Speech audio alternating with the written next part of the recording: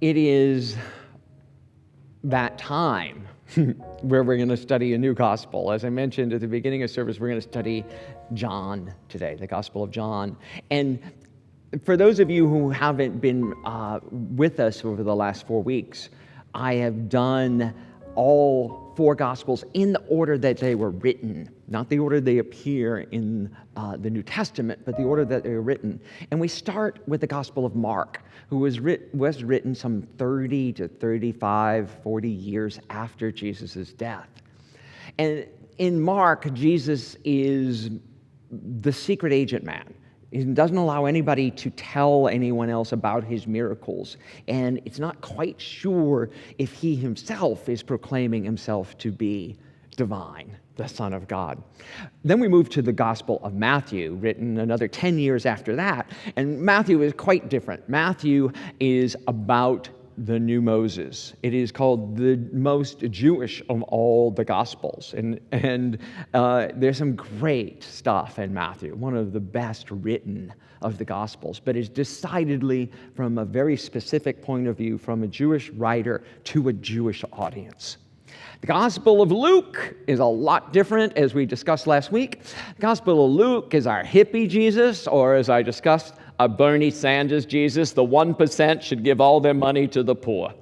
Absolutely, that is the gospel, the social gospel we hear in Luke. And today we're looking at the Gospel of John, which was written in about the year 100. So some 70 years after the life and death of Jesus of Nazareth. That's quite a time. And the first 3 are called the Synoptic Gospels, meaning they're similar. And John takes a hard turn to the left. The Gospel of John is not like any of the others. In fact, the Gospel of John is often referred to as the cosmic Christ, because Jesus existed before this gospel. There's no question about who he is in this gospel. And it contains things that no other gospel contains. It also starts with this opening that people have been trying to figure out for years. But really what it is a Greco-Roman kind of opening of a narrative description. It would have made sense much more to a Greco-Roman audience. You know, that pagan understanding of the cosmos, of the stars and the heavens, and how everything is aligned for our highest good. So I'm going to read you the gospel, the first chapter, the first opening of the Gospel of John. In the beginning was the Word, and the Word was with God, and the Word was God, and he was with God in the beginning. Through him all things were made, and without him nothing that had been made was made. In him was life, and that life was the light of all mankind. The light shines in the darkness, and the darkness cannot overcome it. The Word became flesh and made his dwelling known amongst us. Heady, right? It's like, wow. They had legalized cannabis even back in the first century. And so to bring us into that dimension, that understanding, I'm going to invite Misa and the page dimension back right here and now, and let us experience that age of enlightenment from the first century to our 21st century.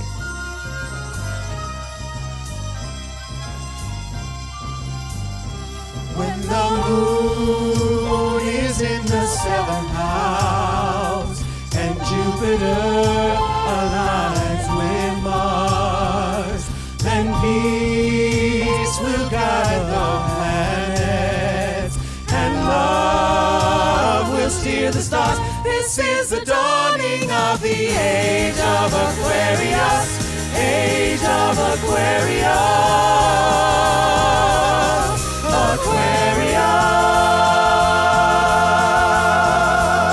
Aquarius.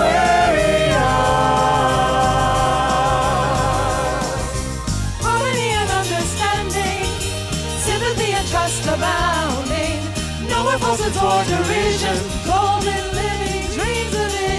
mystic crystal revelation, and the mind's true liberation. Aquarius,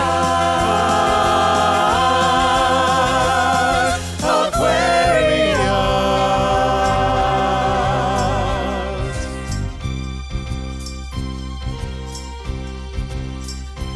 When the moon is in the seventh house and Jupiter aligns with Mars, then peace will guide the planets and love will steer the stars. This is the dawning of the age of Aquarius, age of Aquarius. Aquarius, Aquarius, Aquarius, Aquarius.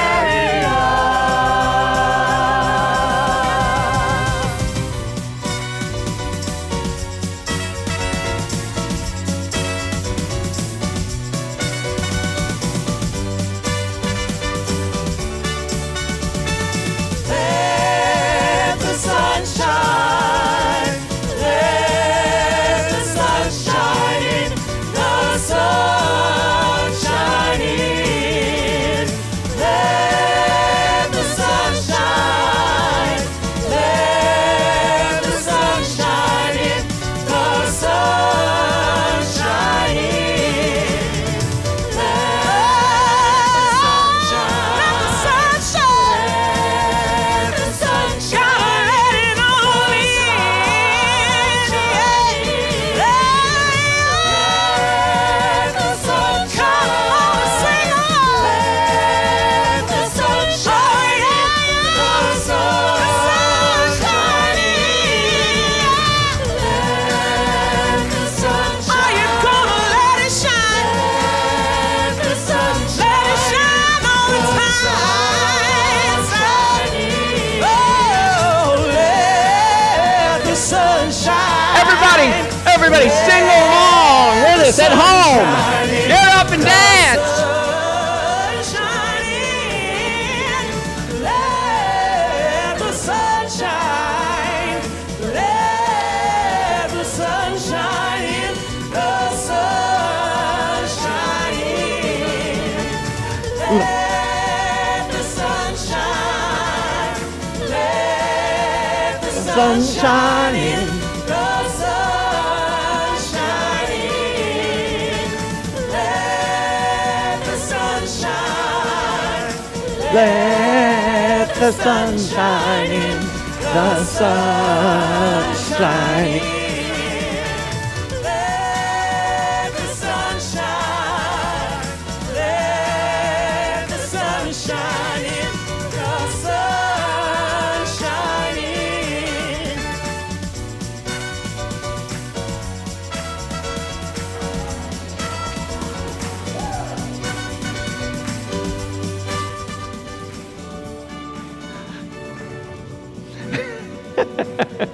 Was it good?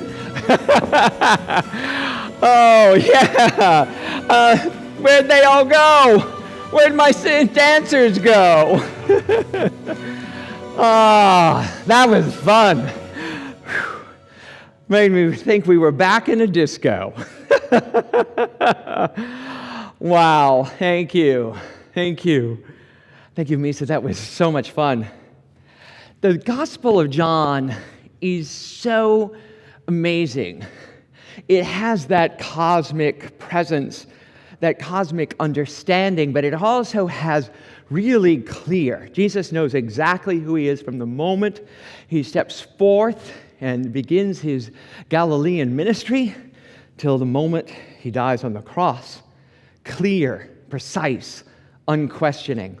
But in this gospel, there is no birth narrative. There is no Bethlehem, there is no star, there is no stable, there are no angels, there's no wise men. There is no baptism by John. There is no wilderness or a temptation from the devil. There is not a single parable in the Gospel of John. There is no casting out of demons. There is no transfiguration, no secrets that we have to not tell anyone who Jesus is. And there's no praying to be released from his destiny in the Garden of Gethsemane. In this gospel, Jesus knows exactly who he is and what he's here to do. It's amazing, it's powerful, and it's different than we might know. There's also a lot of new miracles in this gospel. There's where Jesus turns water into wine, often called his first miracle, but we hear it for the first time and the only time in the Gospel of John, the last one to be written. The healing at Bethsaida is where Jesus comes across the lame man who had been waiting by the pool to get into the pool to be healed for 36 years. How many of us have been waiting to be healed for 36 years, right? Right? And Jesus says to this man, "Get up and walk." Sight to the man born blind, and raising of Lazarus. In those last two, the sight to the man born blind, Jesus put spittle and mud on his eyes. But the most important about, and he is able to see, the most interesting thing in that narrative to me is someone asks Jesus, is this man born blind because of his parents' sin or his? And if he was born blind, he had to have sinned before he was born. So in the first century, they had an understanding and a discussion around a previous life or life before birth.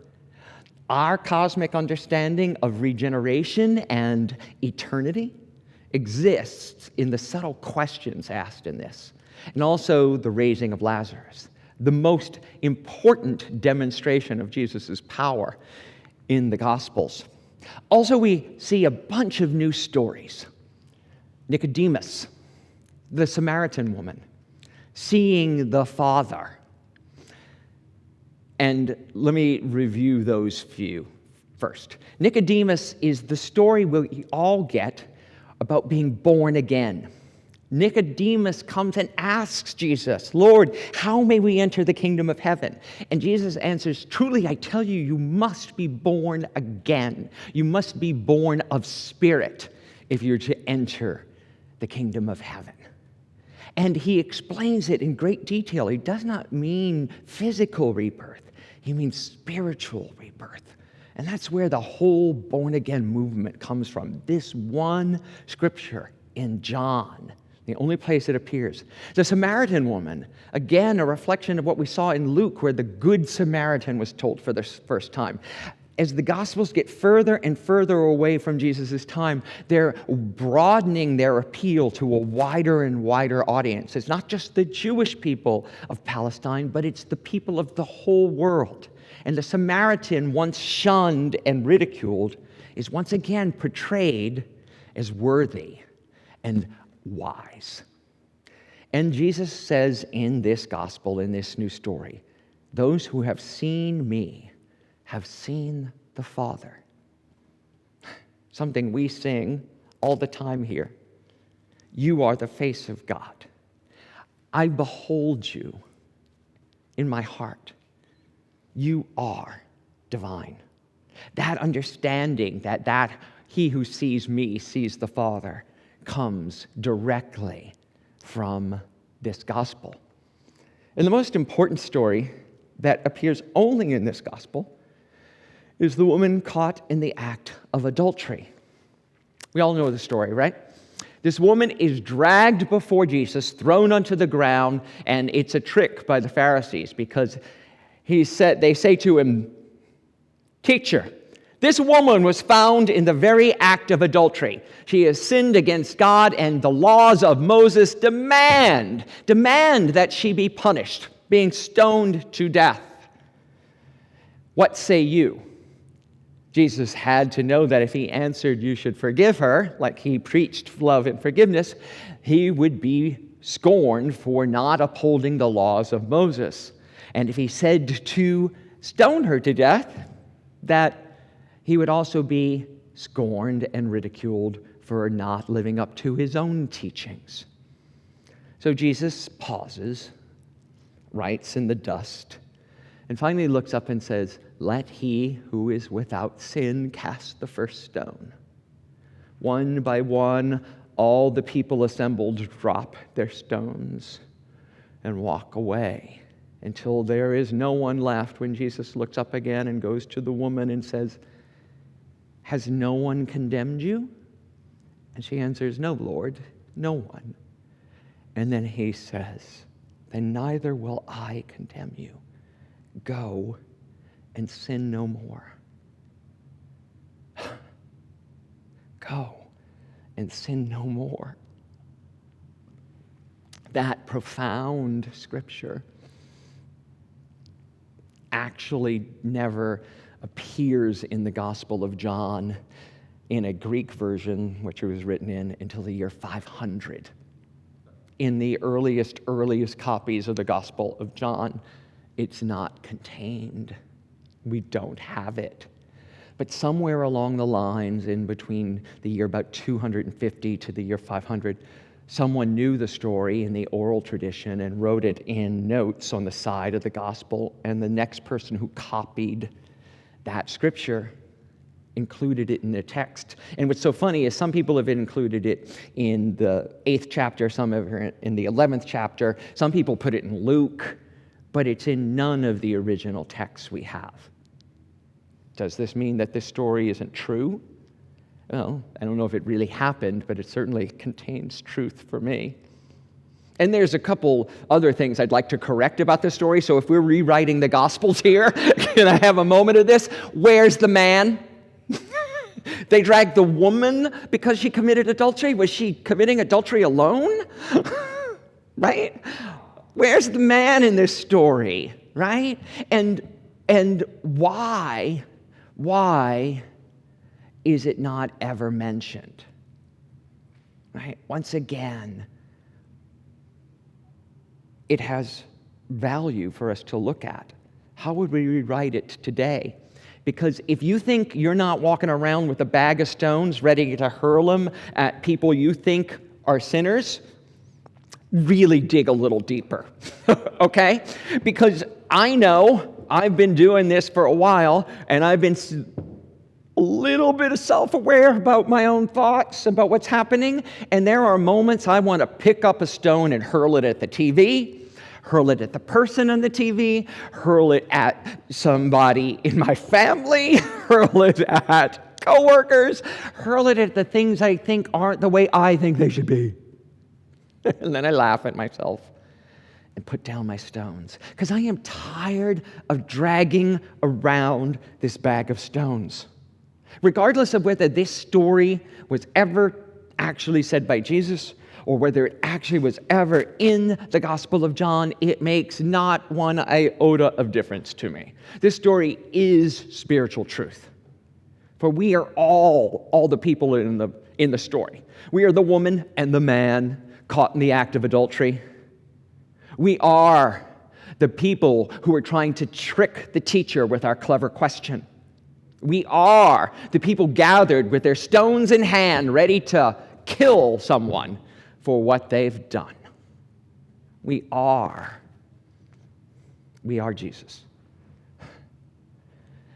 In those moments of peace and calm and serenity where we can be wise, where we can be patient, where we don't say the first thought or word that comes to our tongue, our mind or our tongue, and we answer, "Who among us has not sinned? Who among us has not fallen?" And raise our hand to help the person up. That lesson is the lesson that matters most. This is why this story in this gospel is powerful. In it, Jesus gives us a new commandment, a new way of understanding this. And he says literally, "I give you a new commandment, that you love one another, just as I have loved you. you also should love one another. Boom. Mic drop. End of gospel. But they do go on. Actually, the thing that we unitics know this gospel for most is for the I am statements of Jesus. In this gospel, he has at least 8, probably up to 10, depending on how you count them, what are called I am statements. And the I am statements are statements of power and strength, and we base our whole system of affirmations on I am statements. At the burning bush, the bush actually says to Moses, I am who I am. It's the voice of God. And in this gospel, Jesus appropriates the name I am and associates it with his ministry, his work, and himself. He states, before Abraham was, I am. I am the bread of life. I am the gate for the sheep. I am the good shepherd. I am the resurrection and the life. I am the true vine. I am the way, the truth, and the life. And the most important one, the one we know best here, I am the light of the world. I am the light of the world. Wherever I go, I let my light shine. We know this in so many ways. The best and the most frequent is in our music and in our meditations. So as I say this one more time, I invite you once again to affirm it. I am the light of the world. Can we know that together? I am the light of the world. So I'm going to invite Carl to come here with us right now and to sing a song we used to start every service with.